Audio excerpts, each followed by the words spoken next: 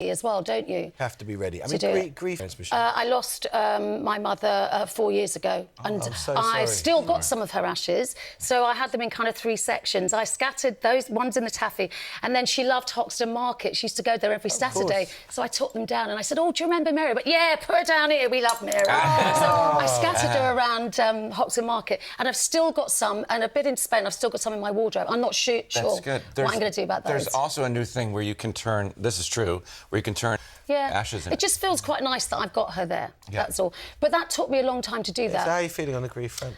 I'm kind of okay. Grief is a very difficult thing. It never goes away, but it's kind of lurks there, and it takes a long time to deal with. And it's I think waves, isn't it? and with counselling, I think people probably shouldn't have it straight away. It takes time. It really does. It does take time. It does get easier, the grief for a particular relationship. But this sounds incredible. I mean, I only got to go to Wales and Hoxton Market. It sounds really amazing. Yeah, and it is an amazing insight. We read that you use humour. And we inhaled some of my mother. Ski when that happens. Remember when they try to do it over the cliff edge? And it goes in your mouth. I hope it was biodegradable anyway. Sure, yeah. My dad left when I was 5 years old. No, why? I'm just saying, like, why would I?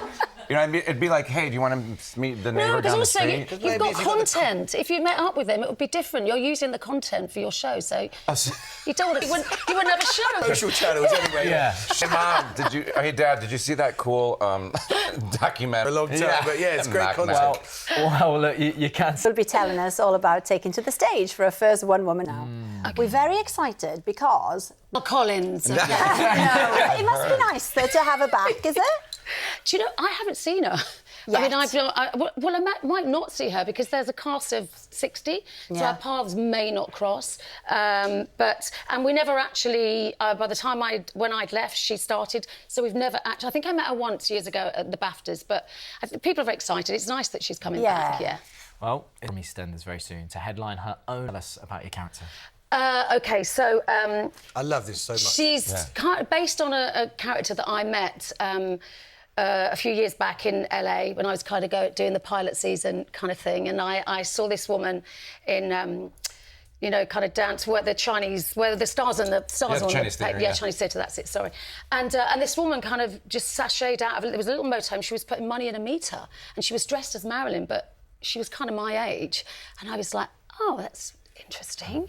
And she kind of sashayed away, and this guy said, "Hey, Marilyn." I was like, "Who's that?" He said, "That's model Marilyn." And from then on, I was like, I'm just intrigued. I went back, I couldn't find her. And then I just thought, I have to do something about this. And I was going to write a short film. It didn't kind of happen. And then eventually, I found a writer, and we were going to put it on at the Edinburgh Festival. Yeah. And COVID happened. And... what happened? I'm kidding. Like the last person I... The writer died. I won't go into that, but we did get a brilliant new writer, and it came up again. We have a writer called Ben Wetherall. We have the same venue. I'm using still the same poster, and Ben has kind of taken a different take on it, but it's brilliant. So Denise lives in a motorhome in the kind of Nevada desert. She came to LA when she was 18 to try and be a star. It never really happened. So she became a Marilyn Monroe impersonator. And she lives in a trailer with her pet python, Bobby, who's her only friend who she talks to. Stage.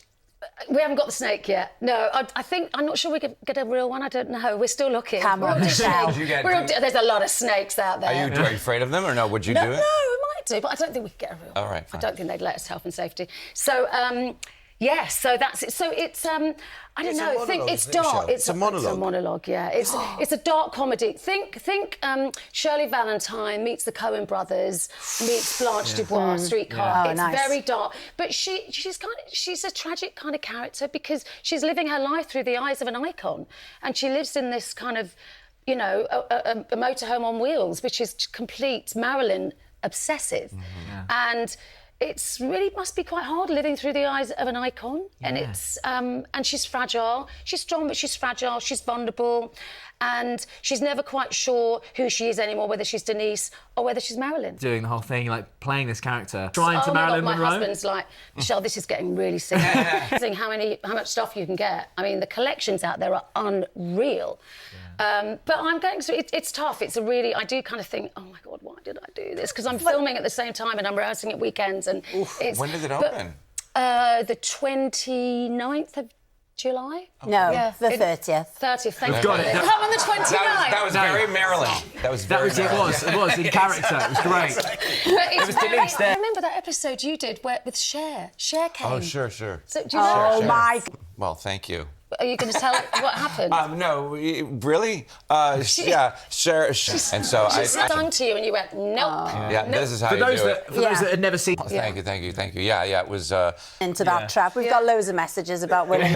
We should say, though, you can for a Fringe from the 30th of July. Following her big debut very soon. And he really signed off saying "Good night, Oscar," wherever you are. every single night. Why did he do that? Just because he was a... So much to our brilliant guest. You basically did it yourselves, I know. guys. It's amazing. They did the show today. It was amazing.